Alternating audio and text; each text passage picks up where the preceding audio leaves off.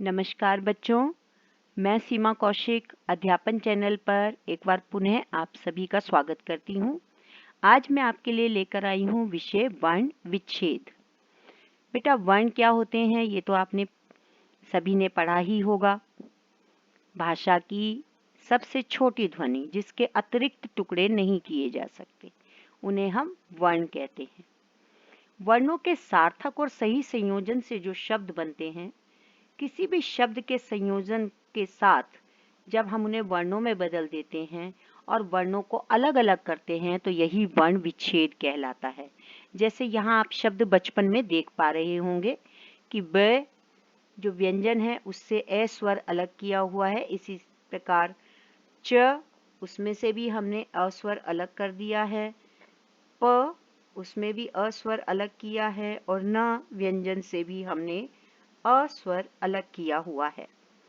शब्दों में आए प्रत्येक वर्ण या ध्वनि को अलग अलग लिखना ही बेटा वर्ण विच्छेद कहलाता है। अगर दूसरे शब्दों में हम कहें तो स्वर और व्यंजन को अलग अलग करके लिखना, हम ये भी कह सकते हैं कि वही वर्ण विच्छेद होता है। आइए अब जानते हैं वर्ण विच्छेद के नियम क्या होते हैं। बेटा वर्ण विच्छेद के बहुत सारे नियम हैं। अगर साधारण शब्दों में हम कहें तो स्वर और व्यंजनों को अलग करना इसका पहला नियम है। अब आइए सिलसिलेवारी से जान लेते हैं। प्रत्येक व्यंजन के साथ जो मात्रा के रूप में स्वर लिखा होता है, जैसे कि आप पहले ही शब्द में आप देख पा रहे होंगे, शब्द लिखा है बरसात। ठीक है, तो इसमें आप देख रहे हैं व्यंजन और स्वर दोनों ही अलग अलग किए हुए हैं। ये वर्ण विच्छेद का पहला नियम हो गया। संयुक्त व्यंजन में पहले दो व्यंजन हलंत का चिन्ह लगाकर और दूसरे के बाद जमा का चिन्ह लगाकर जब हम स्वर को लिखते हैं, जैसे कि आप इस शब्द में पद्य में देख पा रहे होंगे, पे जमा ए जमा दे जमा य जमा अ पद्य। इसी प्रकार से बेटा अनुस्वार के स्थान पर अंग यानी पंचम अक्षर को जब लिखते हैं, रंग शब्द में आप पंचमाक्षर ड़ को आप देख पा रहे होंगे।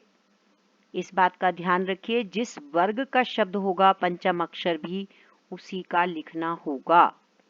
इसी तरह अनुस्वार के स्थान पर स जमा अ जमा म यानी सम जब हम लिखते हैं, लेकिन ये किस तरीके से लिखा जाता है और ये कहाँ पर लिखा जाता है, देखिए ऐसा केवल य र ल व श स ह इनसे ही पहले ये सम होने पर ही किया जाता है।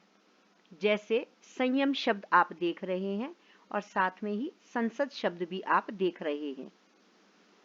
अनुनासिक चिन्ह, जी बेटा, जिसे आप चंद्र बिंदु भी कहते हैं, उसके स्थान पर सानुनासिक स्वर लिखना भी यहाँ पर आप देख पा रहे होंगे। इस उदाहरण में आंगन, तो आंगन में बेटा आ पर ही आपने अनुनासिक का चिन्ह लगा दिया, तो इसमें अलग से आपको स्वर लिखने की आवश्यकता नहीं है। अगला नियम है बेटा संयुक्त अक्षर श त्र ज्ञ श्र, इसकी संरचना का ज्ञान होना आपको पता ही है। ये सभी चारों जो अक्षर हैं संयुक्त अक्षर, ये दो दो व्यंजन को मिलाकर ही बने हुए हैं, जो कि आपको सामने भी नजर आ रहा है। जी बेटा, अब बात करते हैं हम वर्ण विच्छेद में रै के विविध रूपों की। आपने अनुस्वार अनुनासिक के विषय में जाना, अब आप देख रहे हैं कि रै के विविध रूप कितने प्रकार के होते हैं। बेटा आपने पढ़ा होगा रेफ और पदेन, यही प्रकार मुख्य रूप से अलग अलग होते हैं रै के।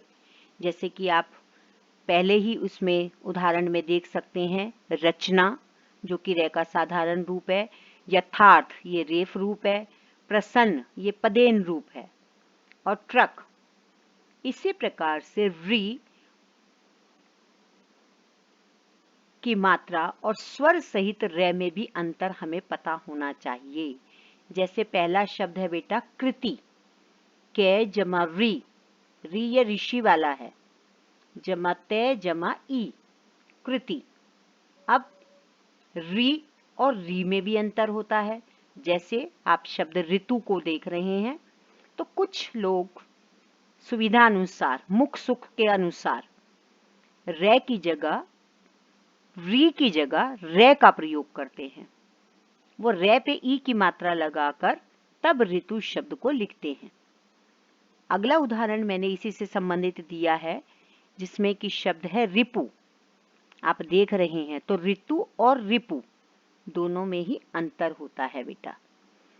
अब आप देखें दे के अन्य व्यंजनों के साथ संयुक्त होने वाले जो रूप हैं, जैसे शब्द है बेटा गद्दी, द्वार इत्यादि। अब अंत में इसी में साथ में आप देख सकते हैं है के साथ अन्य स्वर और व्यंजनों का संयोग, जैसे हृदय शब्द में है के साथ री की मात्रा आई है। ब्रह्म शब्द में आप रे का प्रयोग भी देख रहे हैं। जिह्वा शब्द में इनके अलावा और बहुत से ऐसे अन्य उदाहरण हो सकते हैं। बेटा एक महत्वपूर्ण सूचना आप सभी के लिए, बेटा आप लोगों के लिए सभी जैसे व्याकरण और साहित्य, इन सभी के जो भी आपके विषय हैं वो मैंने प्लेलिस्ट में डाल दिए हैं।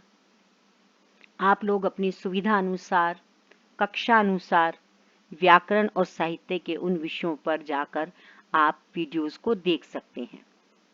बेटा अगर अभी तक आपने चैनल को सब्सक्राइब नहीं किया है तो प्लीज़ इसे सब्सक्राइब करें। धन्यवाद।